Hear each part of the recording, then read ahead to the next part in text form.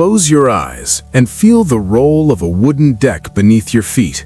Taste the salt spray on your lips. Hear the creak of rigging and the endless whisper of waves against hull. Now imagine you are standing on that deck in the year 1291, with nothing but ocean stretching to every horizon, no compass pointing reliably north, no GPS satellite singing its coordinates from space, no radio to call for help if you lose your way. The stars wheel overhead in their ancient dance, and in your hands you hold an instrument of bronze and wood, an astrolabe, its intricate gears and sightings more sophisticated than most people today could imagine. You are a medieval navigator, and you possess knowledge that the modern world has forgotten.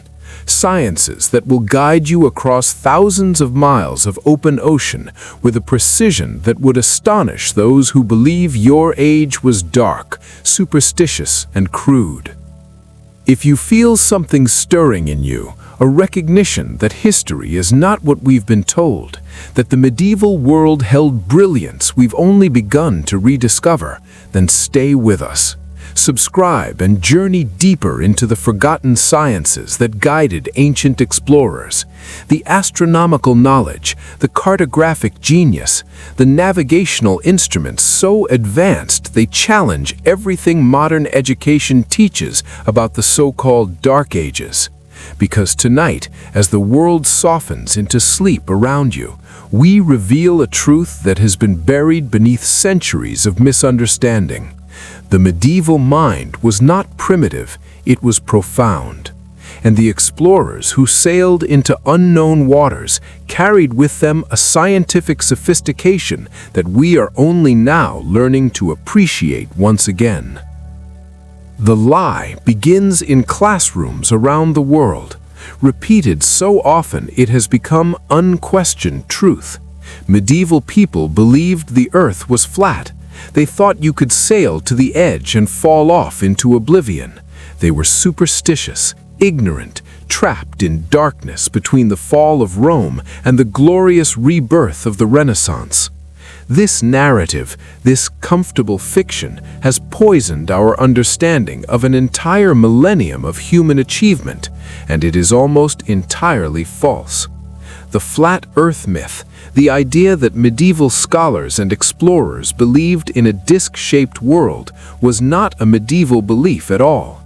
It was a fabrication created in the 19th century by writers who wanted to make their own age appear more enlightened by comparison, who needed the medieval period to be dark so that their century could shine as the age of progress and reason.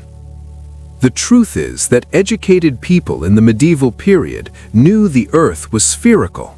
They had known it since the ancient Greeks proved it through observation and mathematics. Aristotle documented the Earth's shadow on the moon during lunar eclipses, noting that only a sphere casts a circular shadow from every angle. Eratosthenes calculated the Earth's circumference in the 3rd century BCE with remarkable accuracy, measuring the angle of shadows in 2 cities at noon on the summer solstice and using geometry to determine the planet's size. His calculation was off by less than 2%, an achievement that demonstrates not guesswork but rigorous scientific method. And this knowledge did not disappear with the fall of Rome.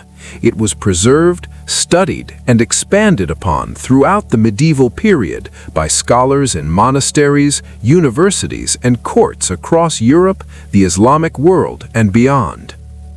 Medieval manuscripts, hundreds of them surviving in libraries today, clearly describe a spherical Earth. The Venerable Bede, writing in 8th century England, explained Earth's roundness and even discussed how the sphere's curvature affects the length of daylight at different latitudes. Isidore of Seville's encyclopedic works, widely read throughout medieval Europe, described the Earth as a globe. Thomas Aquinas, perhaps the most influential theologian of the Middle Ages, accepted Earth's sphericity as established fact, requiring no debate.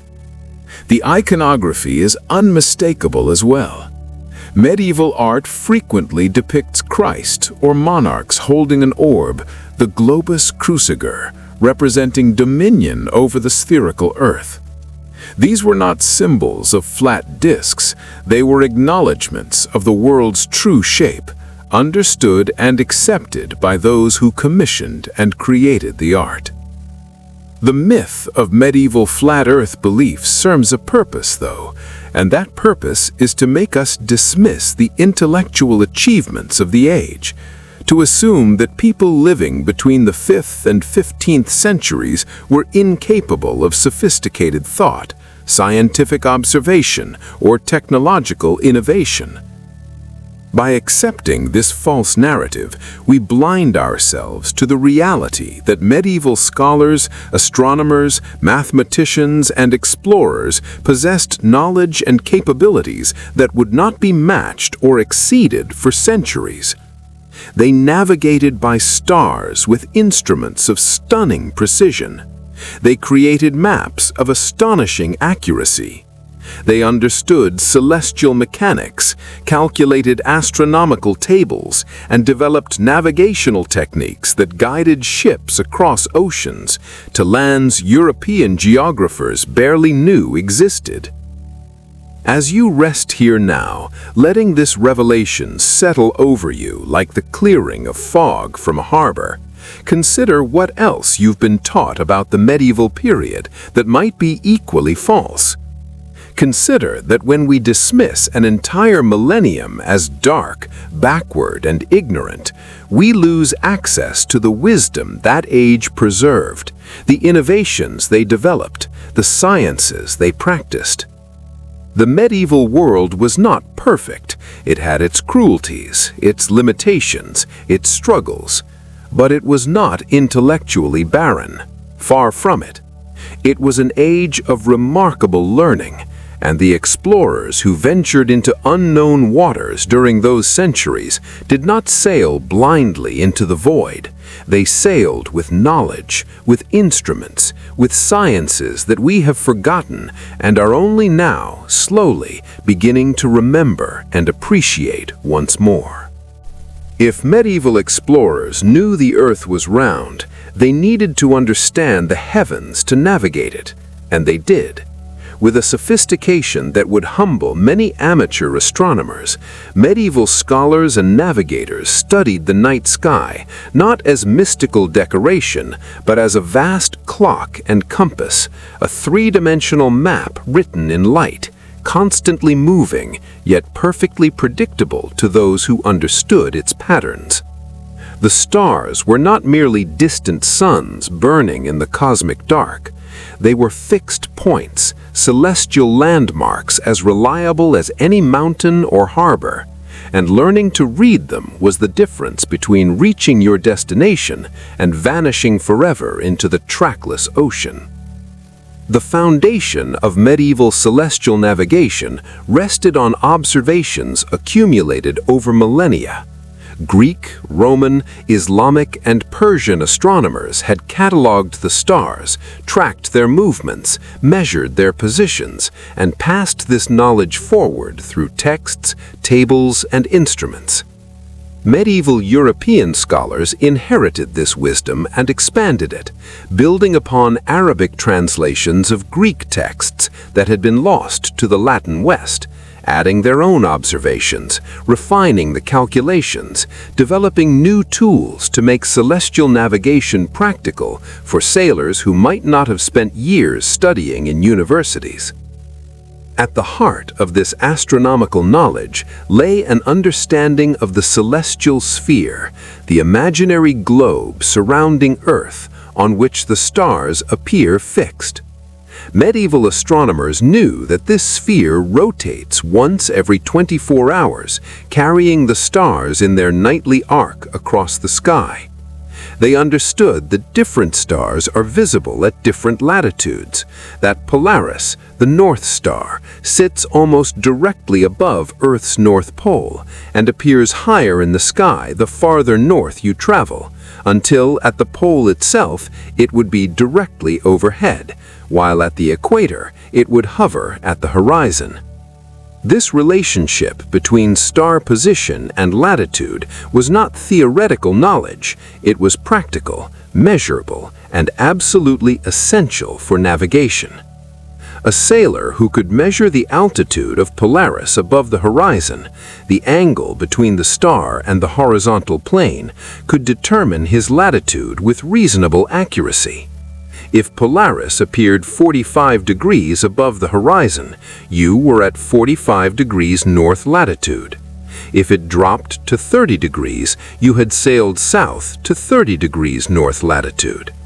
This single observation, repeated nightly, allowed navigators to maintain their latitude during east-west voyages, to know whether they were drifting north or south of their intended course, to make corrections before they strayed too far off track.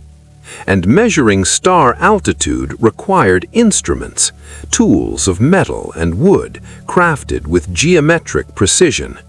Instruments that medieval artisans and scholars designed, refined, and produced with a skill that speaks to the height of their scientific understanding. The most famous of these instruments was the astrolabe, and to hold one is to hold a miniature cosmos in your hands.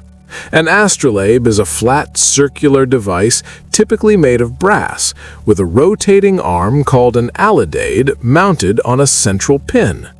The face of the astrolabe is engraved with a stereographic projection of the celestial sphere, showing the positions of major stars, the path of the sun through the zodiac, and a grid representing altitude and azimuth angles. To use an astrolabe for navigation, you would hang it vertically, allowing gravity to ensure it remained level. Then sight through holes in the alidade to line up with a celestial object, typically the sun during the day or a bright star at night. The alidade would point to a scale around the astrolabe's edge, giving you the altitude of the object in degrees. From that single measurement, combined with tables showing the sun's declination or the positions of known stars, you could calculate your latitude. But astrolabes were more than measuring devices. They were analog computers, capable of solving complex astronomical problems through mechanical manipulation rather than mathematical calculation. By rotating the various disks and arms, you could determine the time of sunrise or sunset, predict the positions of planets, calculate the times of prayer for Islamic users, find the direction of Mecca, or determine your position based on multiple star sightings. A skilled astrolabe user carried an astronomical library in their hands, encoded not in text, but in brass and geometry. And these instruments were not crude. Surviving examples from the 10th through 15th centuries demonstrate extraordinary craftsmanship, with engravings so fine they require magnification to read fully, mechanisms that move smoothly after centuries, and astronomical data accurate enough that the instruments remain functional for observation even today.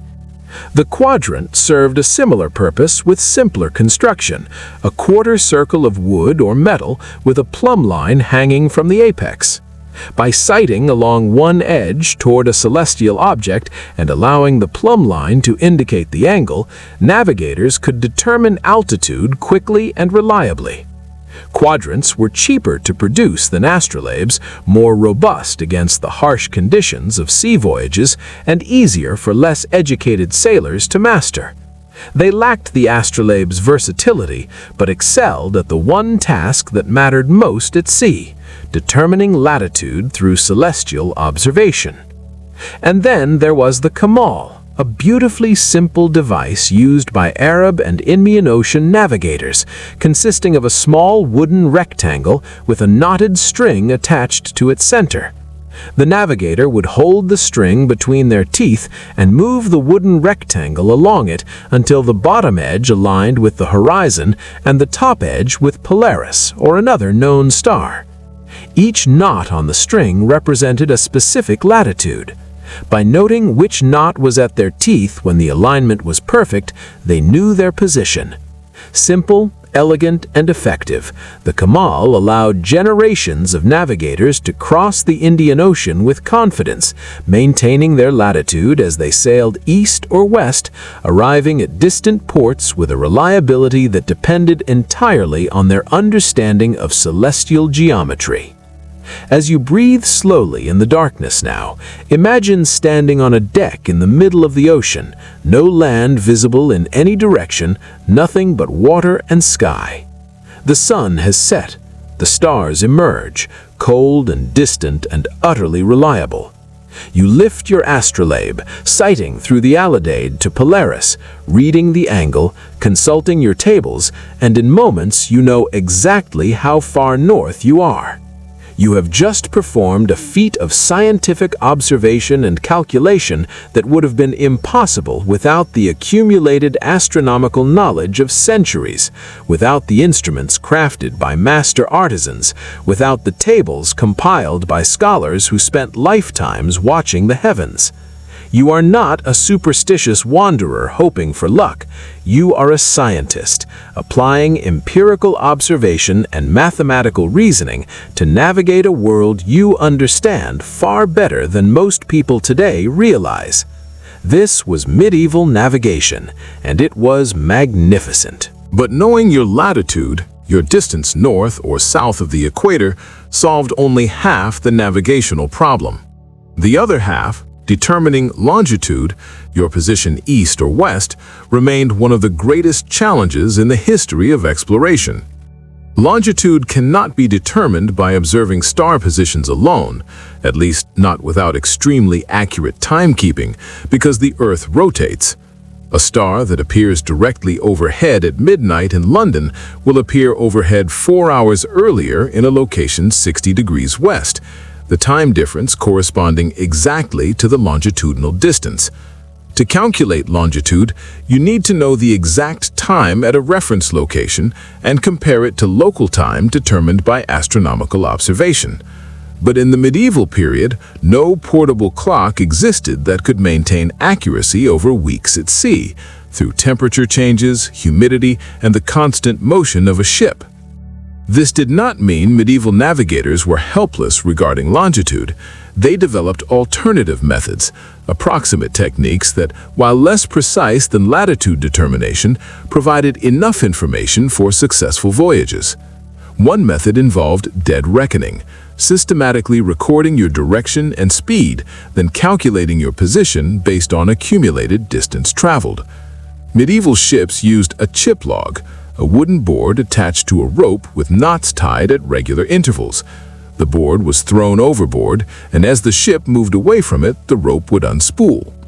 A sailor would count how many knots passed through their hands in a fixed time, measured by a sandglass, giving the ship's speed in knots, a term still used today. Combined with compass direction and careful record-keeping in a ship's log, dead reckoning allowed navigators to estimate their longitude, though errors accumulated over time, making the method reliable only for relatively short voyages or when combined with frequent landfalls to recalibrate position. Another method involved lunar distances, using the moon's position relative to specific stars to determine time. The moon moves quickly across the sky relative to the background stars, completing a circuit every 27.3 days. By measuring the angle between the moon and a known star, then consulting tables that predicted the moon's position for every hour at a reference location, navigators could determine the time at that reference point and compare it to their local time, deriving their longitude. This technique required significant astronomical knowledge, complex calculations, and instruments capable of measuring angles with high precision. It was not easy, and it was not perfectly accurate, but it worked well enough that skilled navigators could use it to maintain their course across long ocean passages. Medieval sailors also relied heavily on recognizing natural signs and patterns. They observed ocean currents, noting how they flowed in predictable directions and speeds. They watched birds, knowing that certain species ventured only specific distances from land, using their presence as indicators of proximity to unseen coasts. They studied cloud formations, learning to recognize the standing clouds that form over islands, visible from distances far beyond the island itself.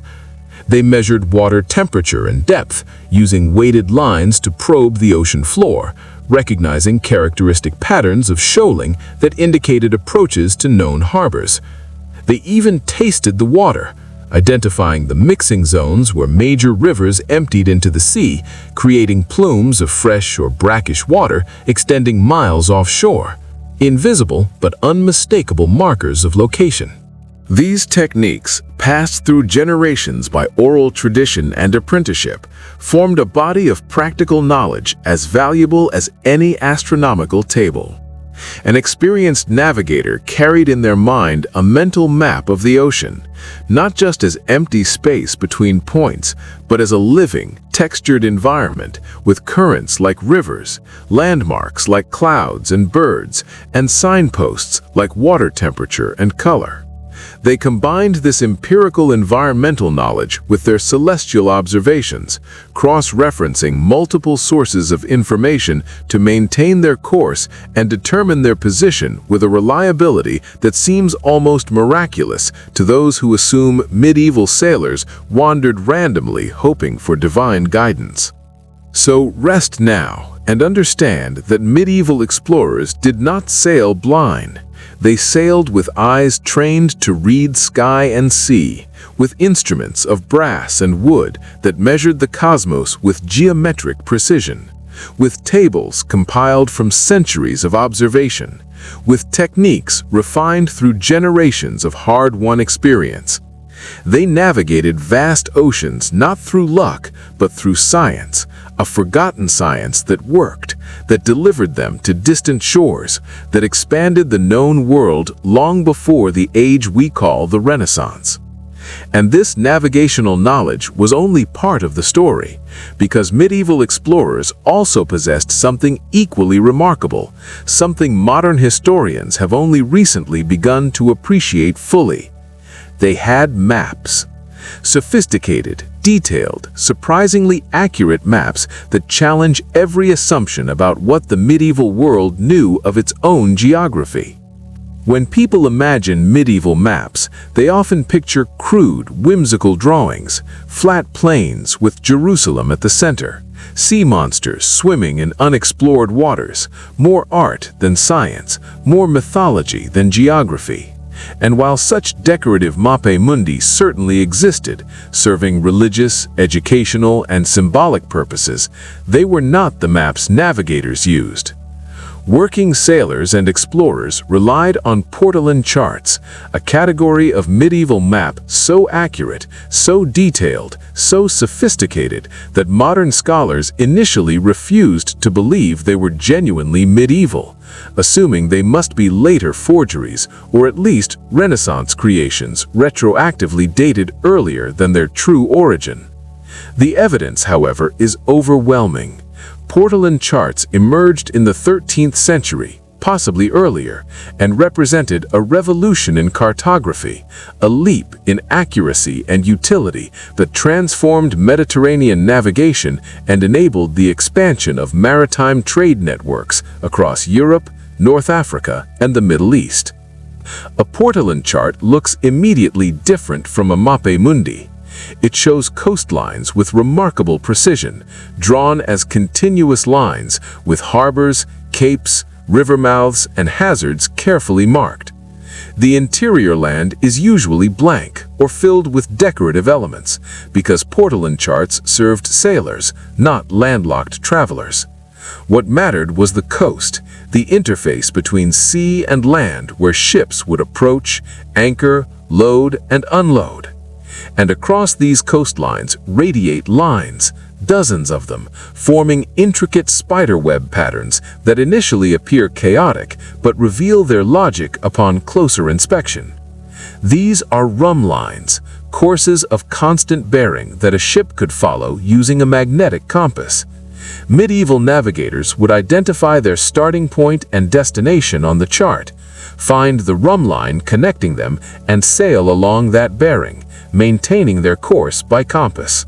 The accuracy of surviving portolan charts is astonishing when scholars overlay them on modern satellite maps of the Mediterranean. The fit is nearly perfect.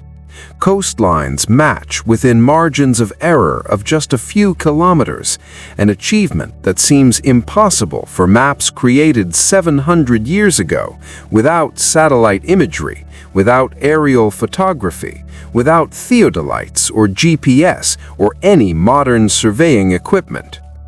How did medieval cartographers achieve this precision? The answer lies in a systematic approach to data collection, in mathematics, and in centuries of accumulated observations by sailors who carefully recorded distances, bearings, and coastal features as they traveled. Medieval navigators estimated distances at sea through a combination of dead reckoning and time measurement. They knew the approximate speed of their ships under various wind conditions and could estimate how far they had traveled over a given period. When sailing along a coast, they would note the bearing of prominent landmarks using their compasses, record the time taken to sail from one landmark to the next, and estimate the distance covered. Over hundreds of voyages by dozens of ships, these observations accumulated into vast data sets. Cartographers working in maritime cities like Genoa, Venice, and Majorca collected these reports, compared them, averaged out errors, and used mathematical techniques to construct consistent maps that represented the aggregate knowledge of generations of sailors. The process was not unlike modern crowdsourcing, where thousands of individual contributions combine to create a dataset more accurate than any single contributor could produce. And the mathematics involved was sophisticated, requiring understanding of trigonometry, geometric projection, and error correction. Medieval cartographers had to reconcile conflicting distance reports, adjust for variations in compass accuracy, and project the curved surface of Earth onto flat charts in ways that minimized distortion for the regions sailors actually traversed. The resulting portolan charts were not perfect, but they were extraordinarily functional, accurate enough for safe navigation, detailed enough to identify specific harbors and hazards, and constantly updated as new information became available. But portolan charts covered primarily the Mediterranean, the Black Sea, and the coasts of Western Europe and North Africa, regions where maritime traffic was dense and data collection systematic. What about regions farther afield? What about the Atlantic Ocean, the coasts of Africa beyond the Mediterranean, the rumored lands to the west? Here the evidence becomes more fragmentary, more controversial, but no less intriguing. Several surviving medieval maps show geographical knowledge that, according to official histories, should not exist. The Piri-Reis map, created in 1513 but based explicitly on older source maps, including some from the time of Alexander the Great, shows the coast of South America with surprising accuracy, including details of the interior Amazon basin. More controversially, it appears to show the coast of Antarctica, ice-free, mapped in detail that would require knowledge of the continent before it was officially discovered in 1820, or access to much older maps created before the ice sheets covered the land. The Zeno map, published in 1558 but claiming to document voyages from the 1390s, shows islands in the North Atlantic, including possible representations of parts of North America depicted 100 years before Columbus. The Vinland map, though disputed by some scholars, appears to be a 15th century representation of Norse discoveries in North America, showing Vinland as an island west of Greenland, consistent with Norse sagas describing Leif Erikson's exploration around the year 1000. And then there are the mysterious maps that show Antarctica, Australia, and other lands in locations and with details that make no sense if we accept the standard narrative of exploration history. Maps like the Orontius Finus map of 1531, showing Antarctica centered on the South Pole with mountain ranges and rivers that match the actual subglacial geography revealed only by modern seismic surveys. Mainstream scholars dismiss many of these maps as misinterpretations, as accidental resemblances, as forgeries, or as incorporating speculative geography rather than actual exploration data, and skepticism is warranted. Extraordinary claims require extraordinary evidence, and alternative interpretations of ambiguous cartographic details should not overturn established historical understanding without compelling proof. But the dismissals sometimes feel too quick, too comfortable, too willing to wave away anomalies rather than investigate them. Because if even some of these maps represent genuine medieval knowledge of regions supposedly undiscovered, it would mean that medieval explorers ranged far more widely than history records, that knowledge of distant lands circulated through networks we don't fully understand, and that the cartographic science of the medieval period was even more sophisticated than the already impressive Portolan charts demonstrate. As you lie here now, drifting between waking and sleep, imagine the workshops where these maps were created. Smell the ink, the vellum, the oil lamps burning late into the night. See the cartographer bent over their work, consulting stacks of reports from ship's captains, calculating distances, drawing coastlines with meticulous care, adding the rum lines that would guide sailors across unknown waters. These were not artists creating decorative fantasies. These were scientists compiling data, applying mathematical techniques, producing functional tools that people's lives depended upon. The maps they created were technological achievements as significant as any telescope or computer, devices that extended human capability, that made the impossible merely difficult and the difficult routine. Medieval cartography was a forgotten science, and we are only now beginning to appreciate how advanced it really was. The astronomical instruments and the sophisticated maps would have been useless, though, without the innovations that made long-distance sea travel possible in the first place. And medieval engineers, shipwrights, and inventors developed technologies that revolutionized navigation. Technologies so effective that they remained in use for centuries.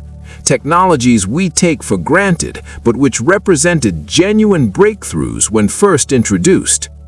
The magnetic compass is perhaps the most famous example, though its origins remain somewhat mysterious. Magnetic materials, lodestones, had been known since antiquity, and Chinese texts describe magnetic direction-finding devices as early as the 11th century. But the first clear European references to magnetic compasses for navigation appear in the 12th century, and by the 13th century, the compass had become standard equipment on Mediterranean ships. A medieval compass was simpler than modern versions, but worked on the same principle. A magnetized needle, typically a piece of iron or steel magnetized by stroking it repeatedly with a lodestone, would be mounted on a pivot or floated on water, allowing it to align with Earth's magnetic field, pointing roughly north-south. Early compasses were just needles floating on wood in bowls of water, remarkably primitive by later standards, but revolutionary in their impact. For the first time, sailors could determine direction reliably, even when clouds obscured the sun and stars, even in the fog, even during storms when celestial observation was impossible. The compass didn't eliminate the need for astronomical navigation, it complemented it, providing redundancy, allowing course correction when celestial observations were unavailable, enabling sailing in conditions that would previously have forced ships to seek harbor or drift helplessly. The magnetic compass also made the rumbline networks on portolan charts functional. Without compasses, maintaining a constant bearing was difficult, requiring constant reference to the sun or stars and adjustment as they moved across the sky. With compasses, sailors could simply follow a bearing, checking periodically that their compass heading matched the rumbline they had selected from their chart. Navigation became more precise, more reliable, less dependent on perfect weather and visibility. The compass was a technological enabler, a tool that unlocked capabilities that had always been theoretically possible, but practically difficult. Medieval shipbuilders also developed innovations that made long-distance voyages safer and more efficient. The stern rudder, which replaced steering oars in European ships around the 12th century, provided better control, especially in rough seas, allowing ships to maintain course more reliably and respond more quickly to navigational commands. The lateen sail, triangular rather than square, allowed ships to sail closer to the wind, to tack back and forth making progress even when the wind blew from the direction they wanted to travel. This capability transformed sailing from a practice of going wherever the wind took you to a practice of going where you wanted regardless of wind direction, essential for exploratory voyages where favorable winds could not be guaranteed. Ship construction itself evolved, with medieval builders developing stronger hulls, better waterproofing, and more efficient designs that balanced cargo capacity, speed, and seaworthiness. The cog, the carrack, the caravel, each design represented incremental improvements, refinements based on experience, on understanding of hydrodynamics, on trial and error across generations. Medieval shipwrights didn't have formal engineering degrees, but they understood their craft deeply, intuitively applying principles of physics, of material science, of structural design, creating vessels that could survive Atlantic storms, that could carry months of provisions, that could transport explorers to the ends of the known world and beyond. And there were smaller innovations too, technologies we rarely think about, but which made navigation possible. The sand glass, used to measure time intervals for calculating speed and distance. The chip log for measuring speed through water. The lead line, a weighted rope marked at intervals, used to measure water depth and sample the seafloor, providing information about approaching land and position relative to known bathymetric features. Watertight chests for storing charts, instruments, and navigation tables, protecting them from the constant spray and occasional flooding that accompanied every sea voyage. Preservation techniques for food, salting, drying, pickling, that allowed ships to remain at sea for weeks or months without resupply. Each innovation seems minor in isolation, but collectively they transformed maritime capability, enabling voyages that would have been impossible without them. Perhaps the most remarkable forgotten technology, though, was the Kamal's European equivalent, a device called the Jacob's staff or cross staff, developed in the 14th century and used for measuring the angle between two celestial objects or between an object and the horizon. The instrument consisted of a long staff with a sliding crosspiece. The navigator would hold one end of the staff to their eye, then slide the crosspiece along the shaft until one end aligned with the horizon and the other with a star or the sun. The position of the crosspiece on the staff, marked with graduated scales, gave the angle directly. This allowed for more accurate altitude measurements than simple astrolabes or quadrants, especially for bright objects like the sun, where sighting through small holes was difficult or dangerous. But the true brilliance of the Jacob staff lay in its integration with printed tables. By the 15th century, as printing technology spread across Europe, astronomical tables became widely available. These tables, called ephemerides, predicted the positions of the sun, moon, planets, and bright stars for every day of the year. A navigator with a Jacob staff and a set of ephemerides could determine their latitude quickly and accurately, comparing their observed altitude of the sun or a star to the predicted altitude for various latitudes at that date and time. The match would reveal their position. This combination of mechanical instrument and tabulated data represented an early form of computation, offloading complex calculations onto pre-printed tables, allowing less educated sailors to perform sophisticated astronomical navigation without needing to understand all the underlying mathematics. As you breathe deeply now, feeling sleep drawing nearer, consider the ingenuity required to develop these technologies. Each one required observation, experimentation, refinement. Medieval inventors didn't have laboratories in the modern sense. They had workshops, harbors, ships that served as test beds for their innovations. They learned through doing, through failure as much as success, through slow accumulation of practical knowledge that eventually crystallized into technologies so effective they seem obvious in retrospect, but were genuine breakthroughs in their time. These were not dark ages. These were ages of innovation, of problem solving, of human ingenuity applied to the challenge of exploration, of expanding the known world one voyage at a time, one invention at a time, one observation at a time.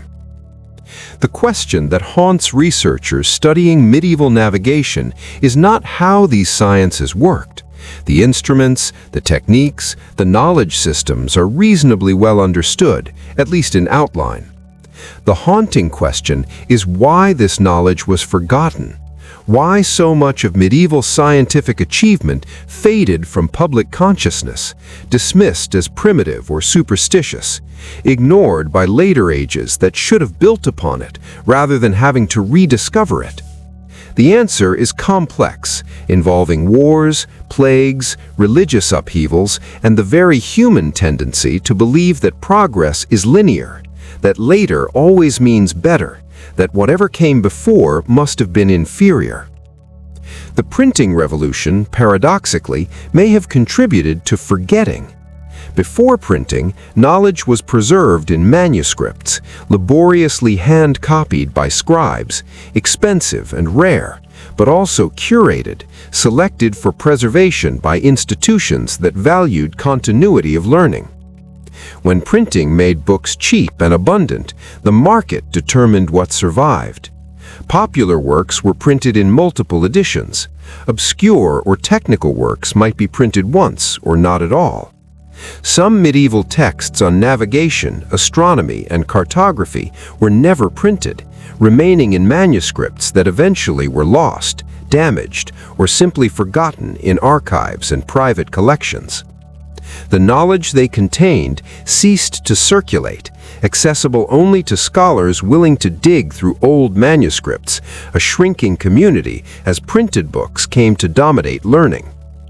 The age of exploration also created a paradox. As European powers expanded their global reach in the 15th and 16th centuries, navigation became strategic knowledge, valuable, worth protecting. Cartographic data was classified. New discoveries were mapped on secret charts, shown only to trusted navigators and officials. Spain and Portugal famously restricted access to maps and navigation techniques, treating them as state secrets that could provide commercial or military advantages. This secrecy meant that innovations were not always shared broadly, that knowledge held by one nation's navigators might be lost when those individuals died or when political upheavals disrupted institutions. The very success of exploration created incentives to hoard rather than disseminate knowledge. Religious and political turmoil played a role as well. The Protestant Reformation, the Catholic Counter-Reformation, wars of religion, all disrupted institutions of learning. Monasteries that had preserved manuscripts for centuries were dissolved, their libraries scattered. Universities faced political interference. Scholars fled religious persecution, taking their knowledge with them, but sometimes dying before they could pass it on. And the Ottoman conquest of Constantinople in 1453, while prompting an influx of Greek texts and scholars to Western Europe, also severed connections to Middle Eastern and Central Asian knowledge networks that had preserved and expanded upon classical learning throughout the medieval period. Perhaps most significantly, though, the rise of modern science in the 17th and 18th centuries created a narrative of progress that had little room for medieval achievement. Enlightenment thinkers, eager to emphasize the revolutionary nature of their own age, portrayed the medieval period as backward, superstitious, and intellectually stagnant, a dark interlude between classical learning and modern enlightenment. This narrative, though vastly oversimplified and often factually wrong, became dominant in Western education, shaping how history was taught, what texts were studied, and which historical figures were celebrated. Medieval scientists, astronomers, and navigators were forgotten, their achievements attributed to later figures or dismissed as primitive precursors to real science that began with Copernicus, Galileo, Newton, and their contemporaries. And so, a strange amnesia settled over the West's understanding of its own past. The sophisticated navigational instruments of the medieval period were displayed in museums as curiosities, their functions imperfectly understood, their mathematical sophistication unappreciated. The portoland charts were admired as art, their cartographic accuracy noted but often attributed to Renaissance rather than medieval origins. The astronomical knowledge that enabled oceanic navigation was credited to ancient Greeks or modern Europeans, with the medieval scholars who preserved, transmitted, and expanded that knowledge relegated to footnotes if mentioned at all. Only in recent decades, as historians of science began re-examining medieval manuscripts, analyzing surviving instruments, and taking seriously the capabilities these technologies represented, has appreciation for medieval scientific achievement begun to recover. And even now, popular understanding lags far behind scholarly consensus. The image of the Dark Ages persists, reinforced by movies, novels, and educational materials that continue to depict medieval people as ignorant, superstitious, and crude. The reality that medieval scholars understood astronomy, that medieval navigators crossed oceans using sophisticated instruments and mathematical techniques, that medieval cartographers created maps of astonishing accuracy, remains surprising to most people, a revelation that challenges deeply held assumptions about history and progress. As you rest here now, perhaps you can feel the weight of what was lost, not just specific technologies or texts, but an entire worldview, an understanding that science and exploration were not inventions of modernity, but continuations of human curiosity and ingenuity that stretch back continuously through history.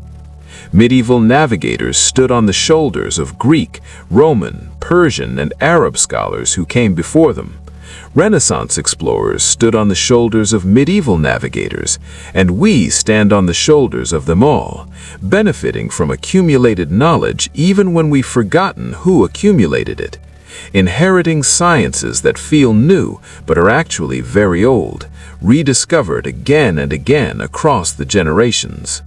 If the knowledge was lost, then rediscovering it teaches us something profound about history, about progress, and about the enduring human capacity for innovation.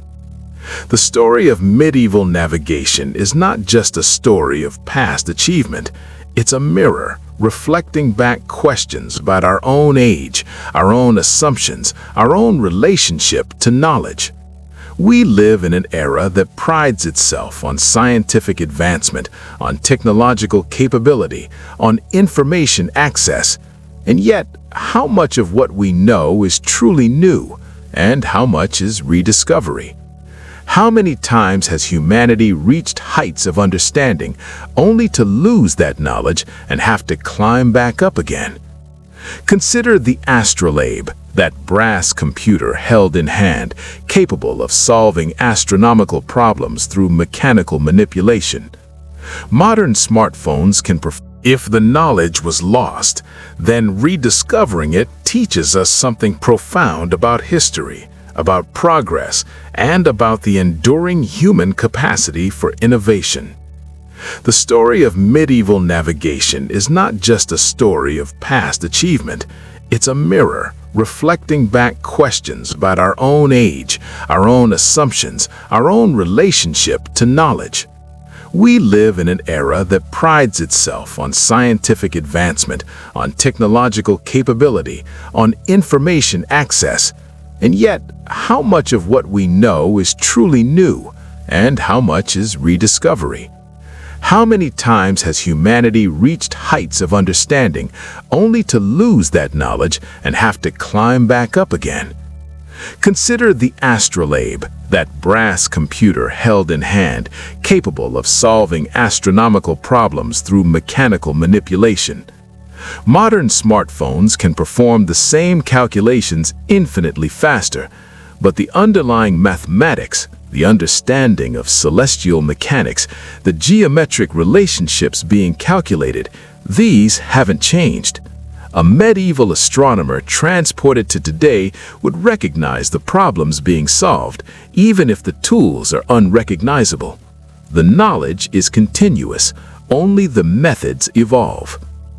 Consider the Portolan charts, those spider webs of rum lines covering Mediterranean coastlines with surprising accuracy.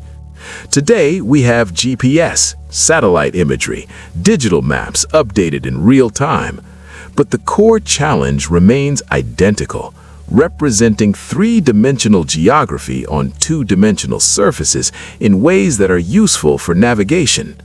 Medieval cartographers solved that problem with different tools, but similar mathematical approaches to modern cartographers. Both groups of scientists fundamentally did the same work, translating geographic reality into abstract representation. Consider the celestial navigation, the use of stars to determine position. Modern ships no longer require human navigators to sight stars with sextants. GPS satellites do the work automatically, invisibly, reporting position to meters of accuracy anywhere on Earth.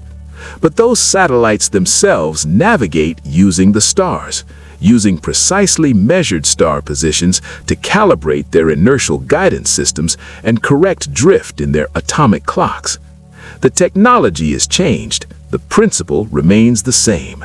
The stars still guide us, just as they guided medieval sailors, just with different instruments interpreting their light. The medieval period was not dark. It was brilliant, lit by the same light of human intelligence that illuminates every age, expressed through the tools and contexts available at the time, but no less real, no less valid, no less worthy of recognition. The navigators who guided ships across unknown seas using brass instruments and astronomical tables were doing science, real science, empirical and mathematical and functional. The cartographers who compiled voyage reports into accurate maps were doing science, creating knowledge systems that worked, that could be tested and refined. The inventors who developed new instruments and techniques were doing science, applying observation and reason to practical problems. And when we remember them, when we honor their achievements, when we recognize their sophistication, we do more than correct historical misunderstandings. We reclaim a tradition, we restore continuity, We acknowledge that we are part of something larger than our own moment, larger than our own generation, a great conversation spanning centuries where each participant builds on what came before and contributes something new for those who will come after.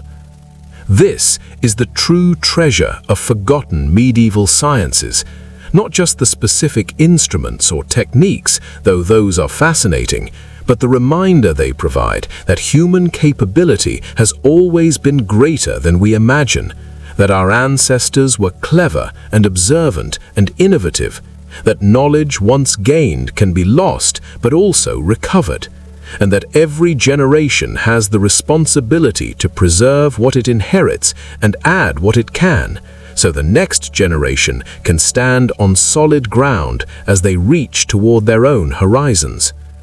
Sleep now, knowing that the same stars medieval navigators used to find their way across dark oceans still shine above you, still mark the same positions, still offer the same guidance to anyone who learns to read them.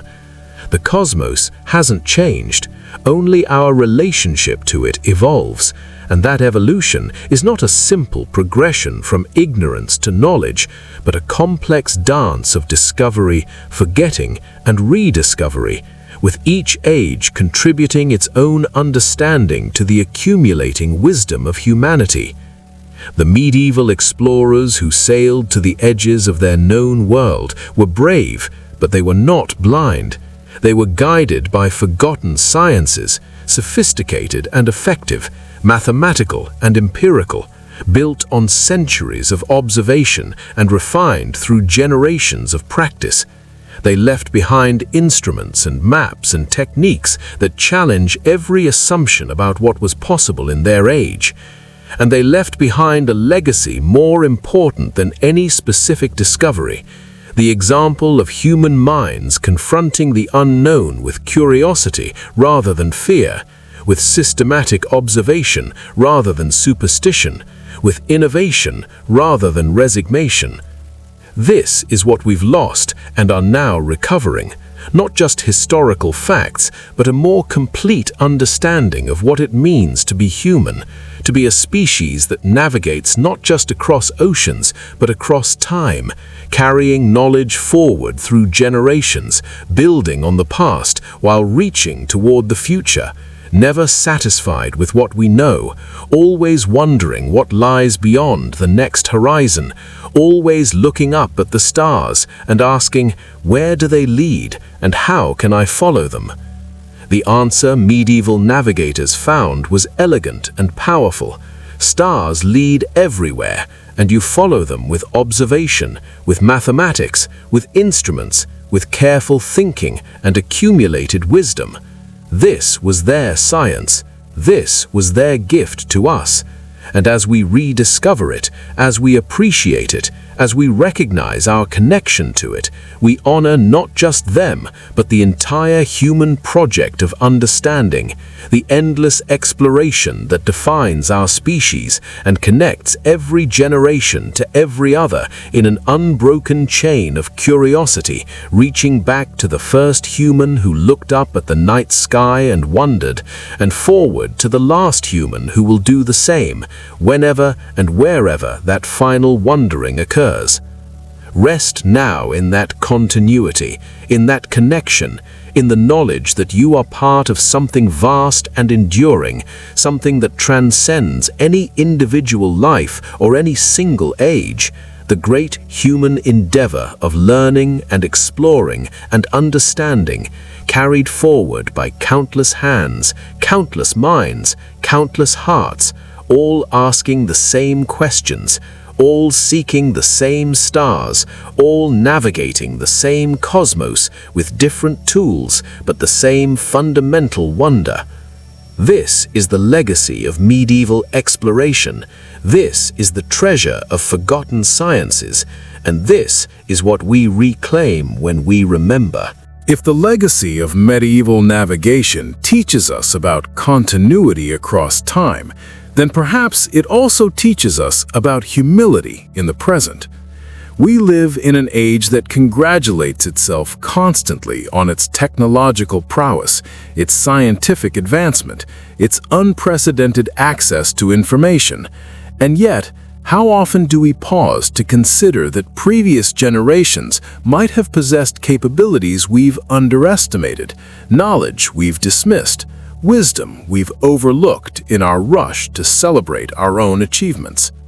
The rediscovery of medieval navigational sciences forces us to confront an uncomfortable possibility that progress is not inevitable, that knowledge is not automatically preserved, and that we may be standing on ground less solid than we imagine, built atop forgetting as much as remembering.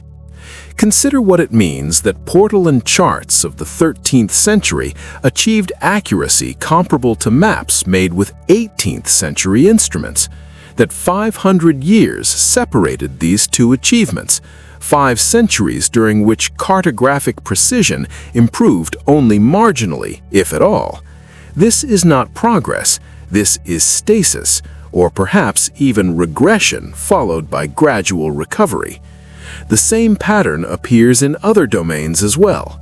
Roman concrete, used to build the Pantheon and countless other structures, possessed qualities not fully replicated until the 20th century, formulas lost and slowly rediscovered. Damascus steel, renowned for its strength and sharpness, was produced through techniques that disappeared in the medieval period and remain imperfectly understood today. Greek fire, the Byzantine weapon that burned on water, was a military technology so effective and so secret that when Byzantium fell, the formula vanished completely, never to be recovered. These are not isolated examples, they are patterns, evidence that technological and scientific knowledge can be lost, that civilizations can forget, that what one generation achieves, another generation might struggle to match. And if this happened repeatedly throughout history, why should we assume it cannot happen again? Why should we be confident that our own knowledge, so dependent on complex technologies, on global supply chains, on digital infrastructure vulnerable to disruption, is somehow immune to loss?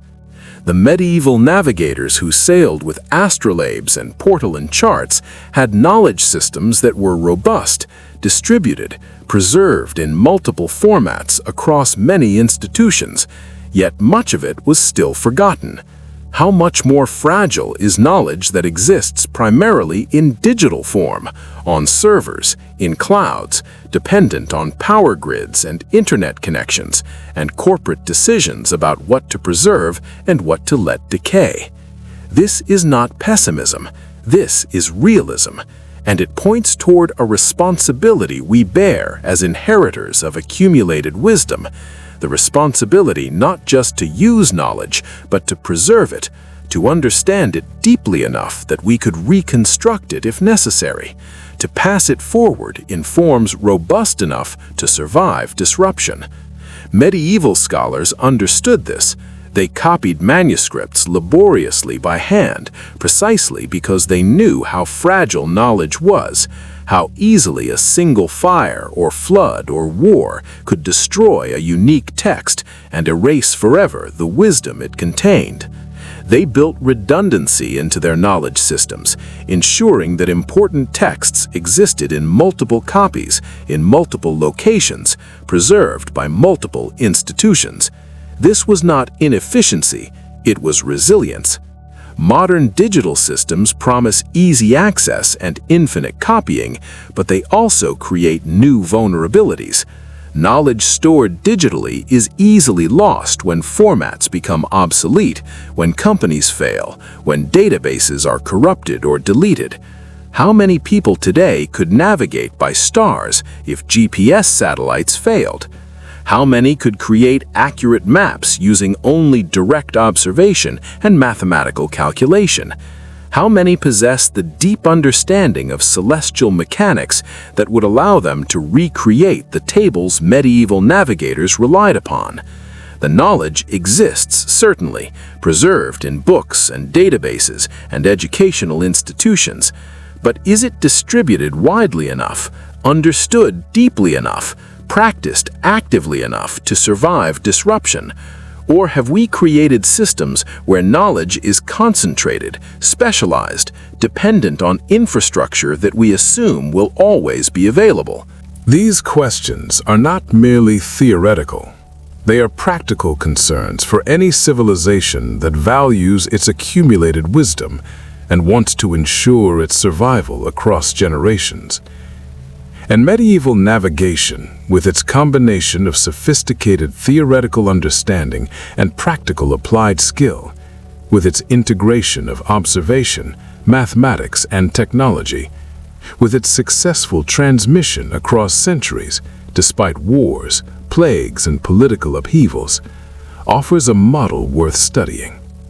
Medieval navigational knowledge survived because it was useful, because it was taught through apprenticeship and practice, because it was encoded in instruments people could hold and manipulate, because it was preserved in multiple formats, written tables, physical instruments, oral traditions, practical skills, ensuring that loss of any single format would not destroy the entire knowledge system.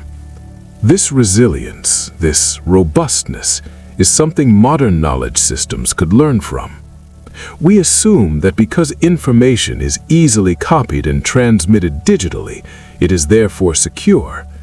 But ease of copying does not guarantee preservation. It requires active maintenance, institutional support, cultural valuing of knowledge for its own sake rather than just its immediate utility. Medieval monks who copied manuscripts of astronomical tables might not have used those tables personally, might not have fully understood the mathematics they contained, but they valued the knowledge enough to preserve it, to ensure it would be available for those who needed it. Do we have equivalent systems today? Do we preserve knowledge we don't immediately use? Do we maintain skills and techniques that might become important again under different circumstances? As you lie here in the darkness, these questions perhaps feel distant, abstract, too large for any individual to influence, and yet they are not. Because knowledge preservation begins with individuals, with choices about what to learn, what to practice, what to understand deeply rather than superficially. Every person who learns celestial navigation, who understands how to use an astrolabe or a sextant, who can read a map and calculate position without electronic assistance, becomes a node in a distributed knowledge network, a backup system for accumulated wisdom. Every person who values historical knowledge, who seeks to understand how previous generations solved problems, who recognizes that old solutions might still be valuable, helps ensure continuity across time. This is what medieval navigators teach us in the end.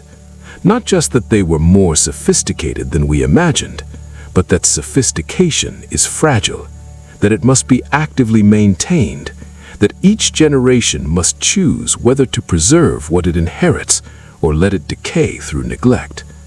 They faced that choice.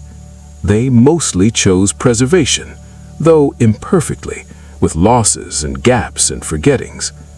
We face the same choice, and the technologies we create today, the knowledge systems we build, the decisions we make about what to preserve and what to let fade, will determine what future generations inherit from us, whether they will look back on our age as one of light or darkness, of wisdom preserved or wisdom lost. Sleep comes easier with this understanding, with the recognition that you are part of a chain, that your choices about learning and remembering matter, that the conversation across generations continues through individual decisions as much as institutional policies. Medieval navigators understood their place in that chain. They received knowledge from those before them, added their own observations and innovations, and passed everything forward as best they could. Some was lost, much survived, and what survived enables us today to understand their achievements, to appreciate their sophistication, to learn from their example. Perhaps the greatest forgotten science of the medieval period was not astronomy or cartography or navigation itself, but the science of knowledge preservation. The understanding that civilization is not automatic, that it requires active maintenance, that each generation must choose to be a link in the chain rather than a break. This meta-knowledge, this awareness of our role as inheritors and transmitters, seems to have been stronger in past ages, when the fragility of civilization was more apparent, when the consequences of forgetting were more immediately visible.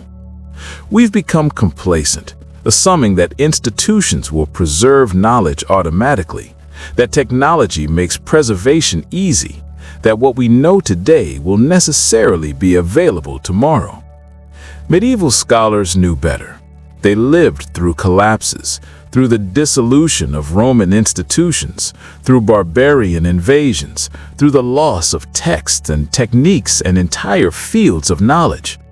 They understood viscerally that civilization is fragile, that knowledge can be lost, that preservation requires deliberate effort. And so they worked to preserve, to copy, to transmit, to ensure that the learning of the past would be available to the future.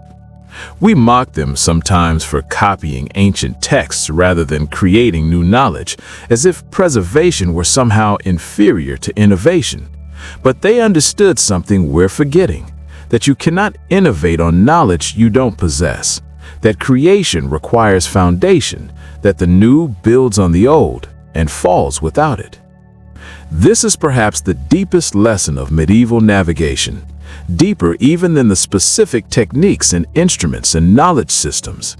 The lesson is that we are custodians, that we inherit wisdom from the past and have a responsibility to pass it forward, enriched if possible, but at minimum intact, available for those who come after.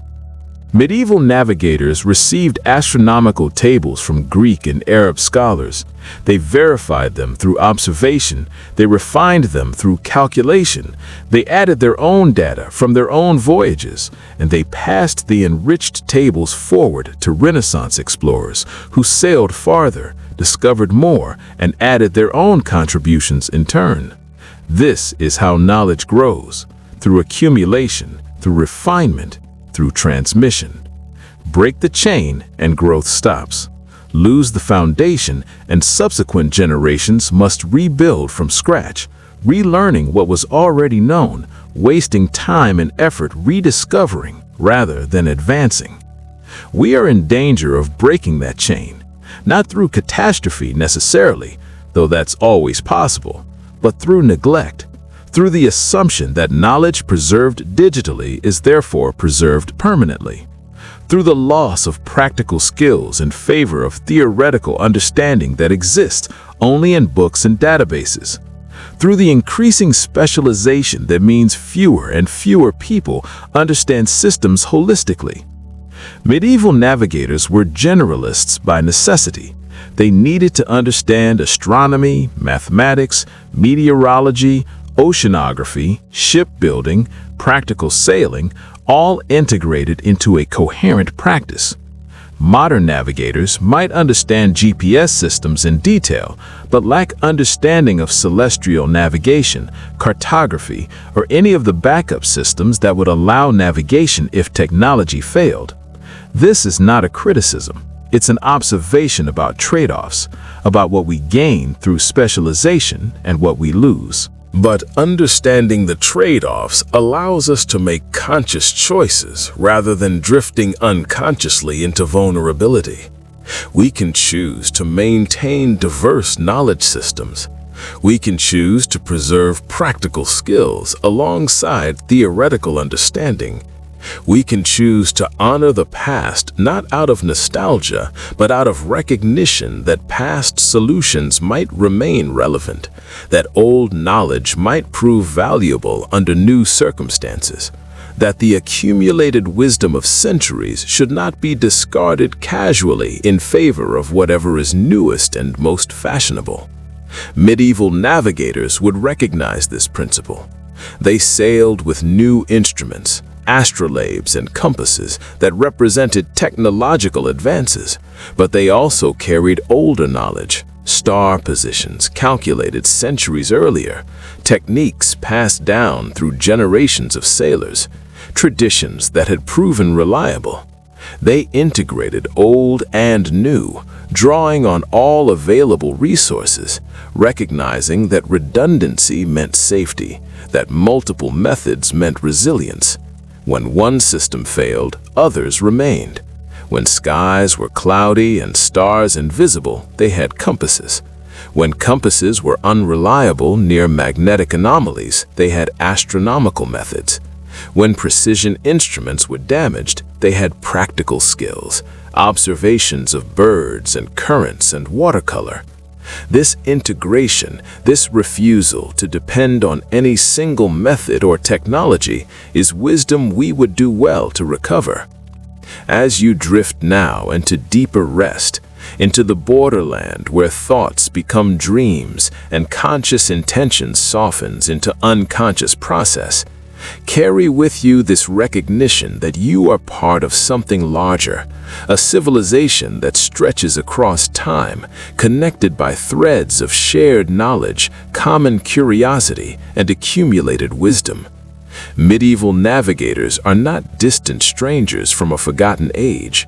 They are colleagues, fellow explorers working on the same fundamental problems you face in your own context: orientation, navigation, understanding where you are and how to reach where you want to go, both literally and metaphorically. Their tools were different. Their specific challenges were different, but the mental processes, the problem-solving approaches, the integration of observation and reasoning and technique, these remained constant across centuries. And their legacy is not in the specific places they reached or the specific instruments they used, though those are fascinating. Their legacy is in the model they provide, the example they set, the proof they offer that human ingenuity operating within constraints, with limited resources, with tools far less powerful than ours, can still achieve sophistication and effectiveness that we dismiss at our peril. They remind us that intelligence is not a product of technology, but a fundamental human capacity that expresses itself through whatever tools are available. That our ancestors were not primitives waiting for modernity to enlighten them, but capable, thoughtful people solving problems with remarkable creativity and skill. This recognition is humbling, which is valuable. Humility allows learning. Arrogance blocks it. When we assume we know everything important, that the past has nothing to teach us, that modern methods are always superior to old methods, we close ourselves off from vast repositories of accumulated wisdom. When we recognize that every age has its strengths and blind spots, including our own, we become open to learning from any source, including sources separated from us by centuries. Medieval navigators made mistakes. Their understanding was incomplete in many areas, but it was also remarkably sophisticated in others, and pretending otherwise serves no one. The sciences they practiced, the forgotten sciences we're only now rediscovering and appreciating, were real sciences, based on observation, tested through experience, refined through practice, transmitted through teaching. They worked. Ships reached their destinations. Explorers found the lands they sought. Commerce flourished. Knowledge expanded. And all of this happened not through luck or divine intervention, but through systematic application of scientific principles, through careful observation of nature, through mathematical modeling of celestial mechanics, through technological innovation and instruments and vessels and techniques. This was an age of science, and dismissing it as dark or backward does violence to truth and to the people who lived, worked, thought, and achieved within it. So let your last waking thoughts be of connection, of gratitude to those who came before and preserved knowledge for you, of responsibility to those who will come after and depend on you to do the same, of wonder at the long chain of human inquiry that connects us all, explorer to explorer, navigator to navigator, curious mind to curious mind across the vast ocean of time. Medieval sailors looked up at the same stars you can see if you step outside on a clear night.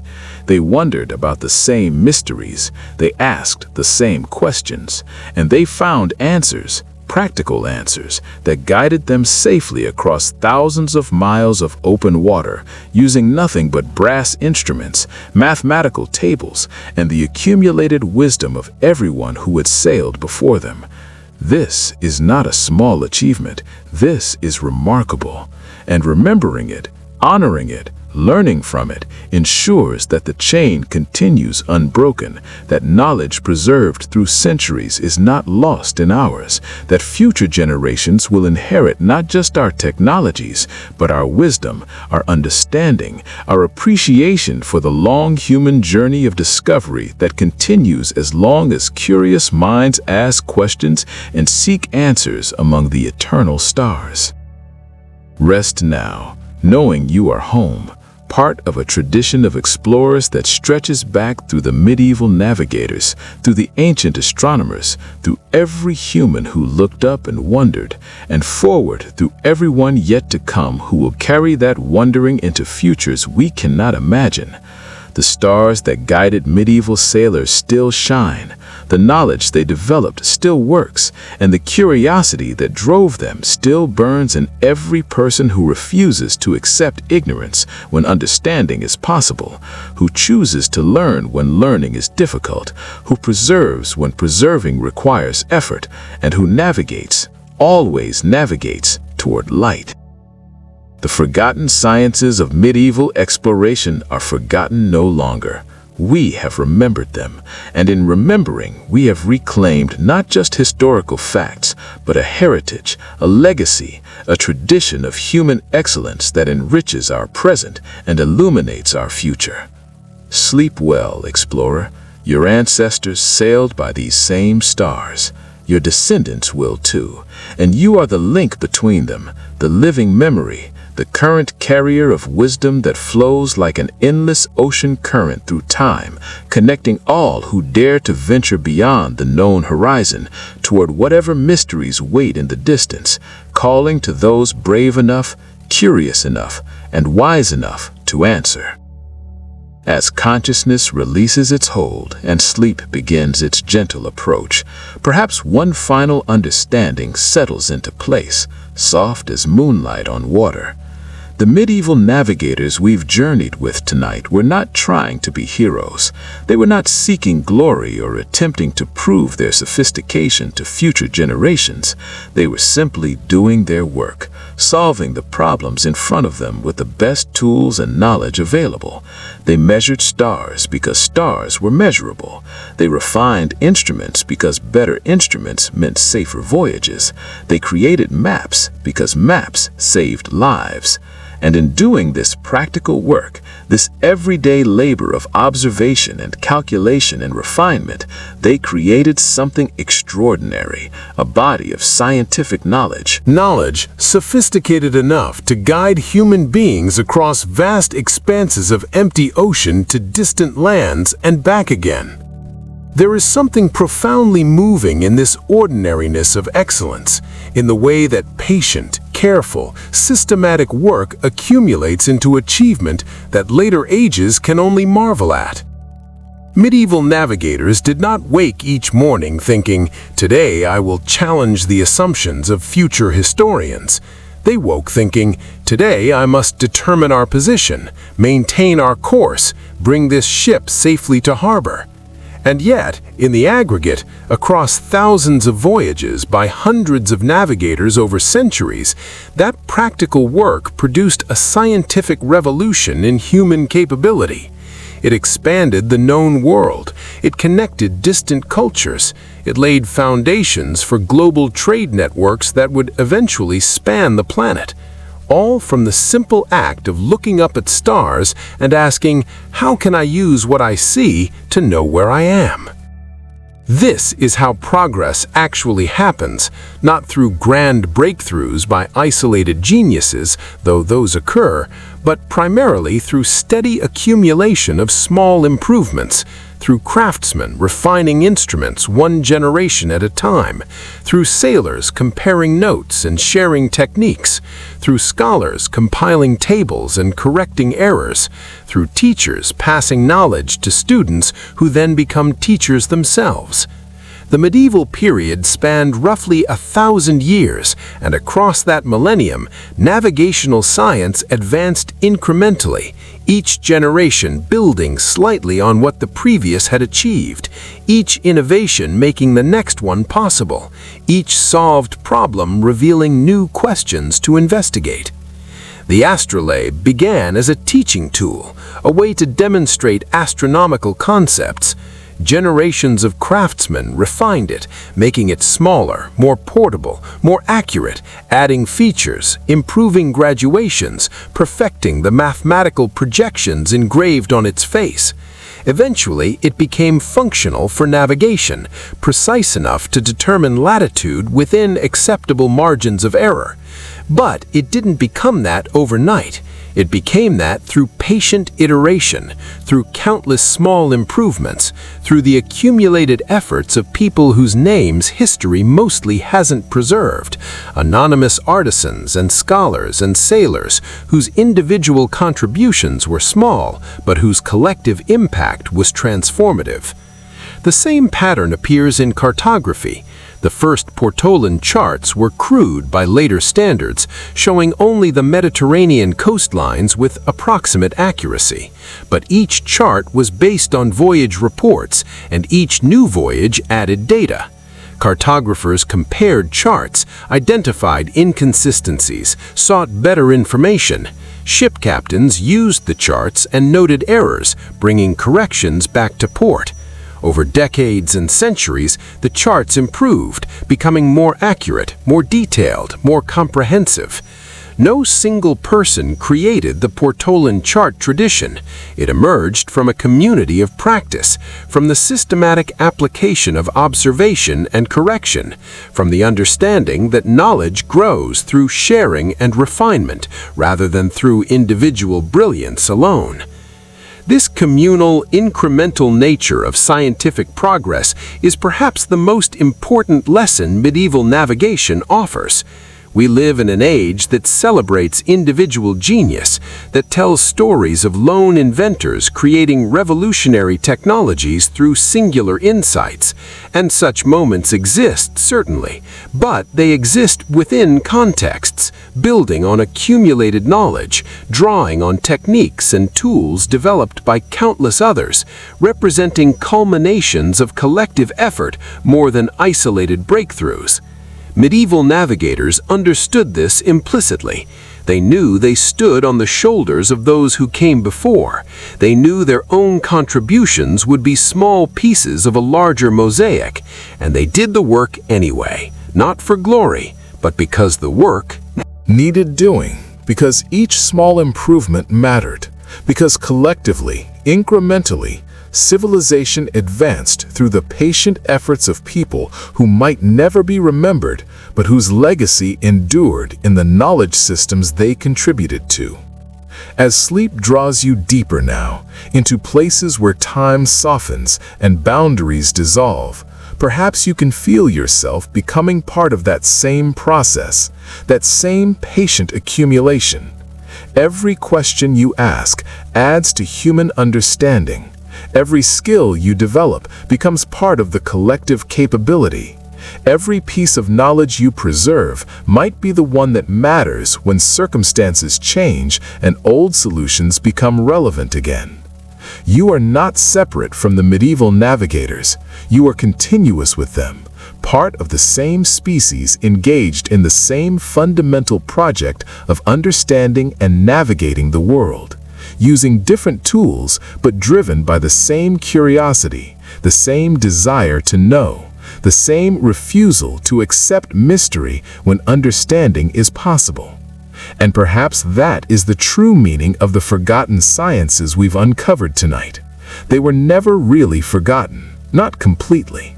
They lived on in the instruments displayed in museums, in the charts preserved in archives, in the techniques still taught in nautical schools, in the very structure of modern navigation which builds directly on medieval foundations.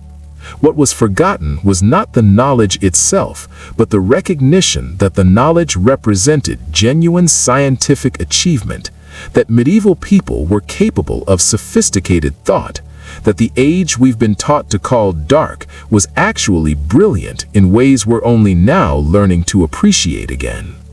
Reclaiming this history, understanding these forgotten sciences, means more than correcting historical misunderstandings, though that matters. It means recognizing continuity across time, seeing ourselves as part of a long tradition rather than as inhabitants of a uniquely enlightened present looking back on a benighted past. It means understanding that human capability has always been remarkable, that intelligence and creativity and systematic thinking have been human traits for as long as we've been human, expressing themselves differently in different contexts, but remaining fundamentally constant. Medieval navigators were us. We are them. Separated by centuries, but united by curiosity, by the drive to understand, by the practical need to solve problems and the intellectual desire to comprehend the universe we inhabit. The stars they navigated by still shine, the mathematical principles they applied still work, the instruments they designed still function, and the knowledge they accumulated still forms the foundation of modern navigation, even when that foundation is hidden beneath layers of more recent technology. GPS satellites may determine position automatically now, but they do so by measuring signals traveling at the speed of light across precisely known distances, applying geometric principles that medieval astronomers would recognize instantly. The technology has changed, the geometry hasn't. The tools have evolved, the underlying mathematics remains constant, and the human minds that develop the mathematics, whether in medieval workshops or modern laboratories, operate in fundamentally similar ways, observing nature, recognizing patterns, building models, testing predictions, refining understanding through iteration. This continuity is comforting, grounding, a reminder that we are not alone in time, not isolated in our particular moment, but connected backward and forward through chains of knowledge and teaching and learning that stretch as far as human history extends. Medieval navigators received wisdom from ancient Greece, from Persia, from the Arab world. They added their own observations and innovations. They passed everything forward to Renaissance explorers, Enlightenment scientists, modern navigators, and the chain continues through us, through choices we make about what to learn, what to preserve, what to pass forward. We are links in that chain, and the chain's strength depends on each link holding, on each generation choosing to be custodians rather than just consumers, preservers as well as innovators, teachers as well as learners. Sleep comes now like a tide, gentle and inevitable, carrying consciousness out from the shore of waking thought toward deeper waters where dreams navigate by their own mysterious stars. And as you drift on that tide, perhaps you carry with you images from tonight's journey. Brass astrolabes catching sunlight on wooden decks, charts spread across captain's tables with rum lines radiating from coastal harbors, stars wheeling overhead in their eternal dance while sailors below measure angles and consult tables and calculate positions with confidence born from knowledge tested through practice. These images are not fantasies, they are memories, historical realities preserved through evidence and testimony. Windows into a world that existed, that achieved remarkable things, that deserves remembering not as quaint antiquity, but as sophisticated achievement. The forgotten sciences of medieval exploration have been remembered tonight. The darkness we were taught to see has been illuminated. The primitiveness we assumed has been revealed as sophistication. And in that revelation lies a gift, the understanding that human capability has always been greater than we imagine, that our ancestors faced challenges as daunting as ours and solved them with intelligence and creativity and systematic effort, that we stand on foundations built by countless people across countless generations who did their work well, who preserved what they learned, who passed forward what they knew, ensuring that we would not have to start from nothing but could build on everything that came before. This is the legacy of medieval navigation, not specific instruments or techniques, though those are fascinating, not particular voyages or discoveries, though those are important, but the larger legacy, the enduring gift, the thing that matters most across centuries, is the example they provide of human minds engaged with the world, observing carefully, thinking systematically, solving problems creatively, and preserving knowledge communally. They were scientists before the word existed in its modern form. They were explorers before exploration became professionalized. They were teachers and students in an ongoing conversation that spans generations, that connects every curious mind to every other across all of time. And that conversation continues right now through you.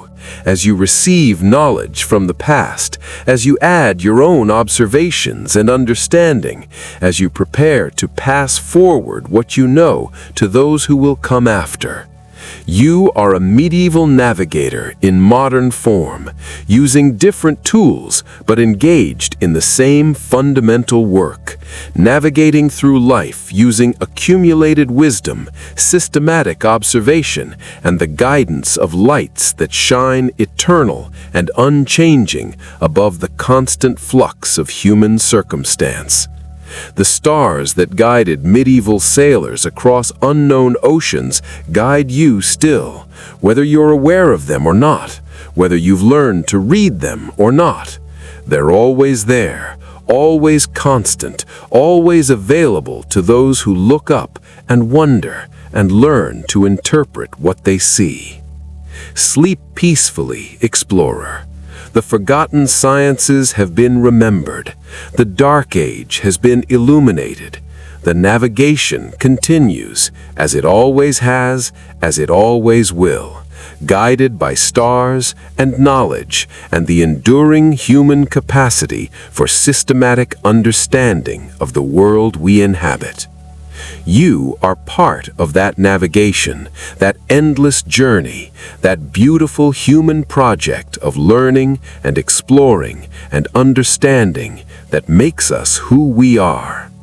Rest now, knowing that you stand on solid ground built by those who came before, and that you are building ground for those who will come after. Links in an unbroken chain, stretching backward and forward through time, connecting all who dare to venture into the unknown, guided by observation, reason, and the accumulated wisdom of everyone who ever looked up at the stars and asked, "Where am I, and where can they lead me?" The answer, whispered by medieval navigators across centuries, is simple and profound. You are here, part of a tradition of understanding, and the stars can lead you anywhere, as far as courage, knowledge, and systematic effort can carry you, which, as the forgotten sciences reveal, is much farther than most people dare to imagine. Sleep now. Dream of stars and brass instruments and ancient maps, And know that you are home, part of a human family that has been navigating by starlight for as long as we've been human, and will continue as long as curious minds look upward toward the eternal lights and wonder what they might teach us. The medieval explorers understood. Now you understand too. And understanding, once gained, becomes part of you, part of the knowledge you carry forward, part of the legacy you pass on, ensuring that the forgotten sciences stay forgotten no longer, remembered and honored and appreciated for the sophisticated achievement they truly were, and are, and always will be.